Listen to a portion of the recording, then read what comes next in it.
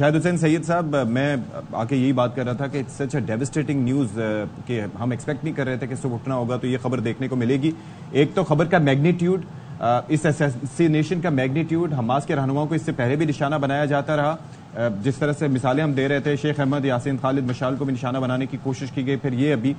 लेकिन दूसरे मुल्क में जाके जबकि वो सदारती गेस्ट हैं, इस तरह से निशाना बनाना, व्हाट आर योर कमेंट्स?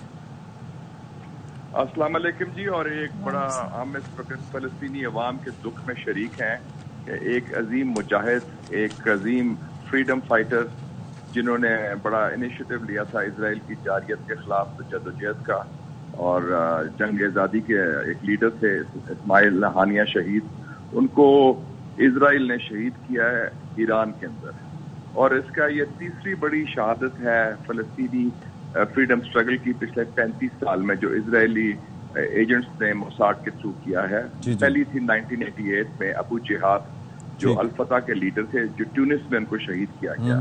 फिर 2004 में गाजा में शेख अहमद यासीन, जो फाउंडर थे हमास के, उनको शहीद किया गया। और ये तीसरी बड़ी शहादत है। और ये अल-अक्सा, तूफान अल-अक्सा के बाद ये सबसे बड़ा झटका है फलस्तीनी जंग आज़ादी के लिए।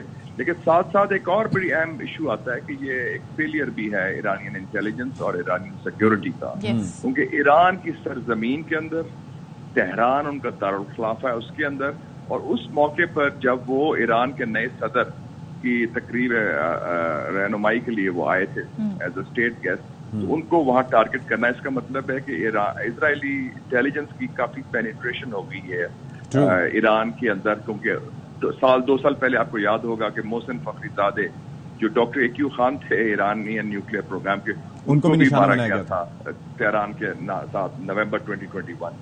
तो इससे लगता है कि अब कशीदगी बढ़ेगी। और नेतन्याहू का ये भी कोशिश है कि ये उनके अमेरिकी दौरे के बाद ये वाकया हुआ है, और जो बीजिंग में उन्होंने डिक्लेरेशन साइन की थी चीन के जरिए इत्तेहाद की 14 फ्रैक्शंस को, उसको भी सैबोटाज करने की कोशिश है। तो लेकिन ये एक अफसोसनाक सानिया है, और हम मजम्मत भी करते हैं इजरायली जारियत का। Actually under international law it's an act of war, क्योंकि एक दूसरे मुल्क के अंदर उन्होंने हमला किया है और असैसिनेशन की है। जैसे पहले उन्होंने शाम में भी किया था ईरानी कॉन्सुलेट पर, उसका जवाब फिर ईरान ने दिया था।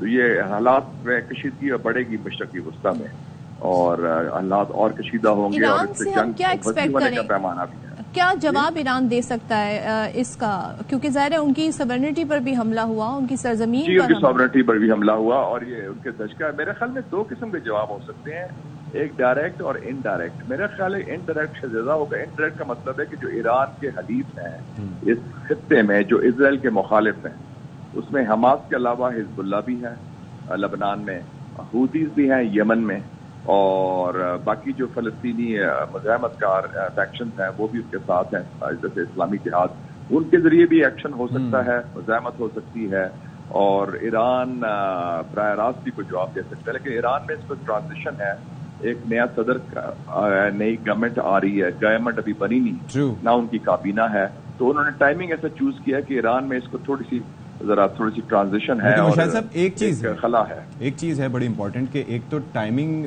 चूज की है, लेकिन रूहानी पेशवा तो उनके मौजूद हैं, वो भी जाहिर है कि काफी इन्फ्लुएंस रखते हैं। दूसरा, इससे पहले जिस तरीके से उनके सदर एक पुरअसरार हेलीकॉप्टर हादसे में उनकी जान गई, फिर उससे बाद कासिम सुलेमानी साहब का वाकया आपको पता है कि वो इराक में जिस तरह से हुआ, उसके बाद भी जो रिस्पॉन्स जिस तरह का था, उन्होंने अपना ही तैयारा मार गिराया था। I am just talking about their war readiness.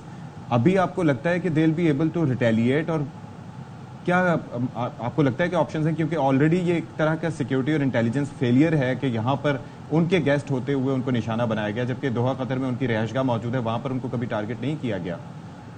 What could be the reason? ये देखें ना, ये एक उन्होंने ईरान को भी उन्होंने मैसेज दिया है, और क्योंकि ये आपकी बात सही है कि वो पहले इस्तांबुल में भी थे बाय द वे, और फिर उधर भी थे, दोहा में भी थे। दोहा में तो एक अरेंजमेंट है कि जिसमें जितने भी लोग बाय अरेंजमेंट रहते हैं अमेरिकन प्रोटेक्शन है, तो वहां तो इजराइल नहीं एक्ट कर सकता। लेकिन जो ईरान में किया है, वो ईरान को भी एक किस्म का उन्होंने जान के निशाना किया है कि जी हम आपके घर जाके आपके मेहमानों को मार सकते हैं। और आपकी बात सही है कि ईरान में भी एक बड़ी पावरफुल एस्टेब्लिशमेंट है, एक डीप स्टेट है, और जो रहबर हैं supreme leader, he is the boss, لیکن جو پورا سسٹم ہے اس میں ابھی تک جو پریزیڈنٹ نئے بنے ہیں he has to be on board for any new action. تو میرا خیال میں کہ ایران ریٹیلیٹ ضرور کرے گا.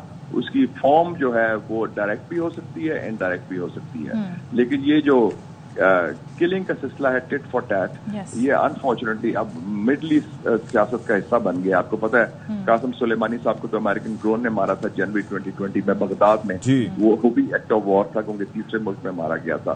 تو یہ اب کراس بارڈر ٹیررزم جو ہے, ریاستی دہشت گردی جو انڈیا کر رہا ہے اس خطے میں اور اسرائیل کر رہا ہے مشرقی وسطی میں, یہ میرے خیال میں نیو نارمل بن گیا ہے مڈل ایسٹ کا, انفارچونیٹلی.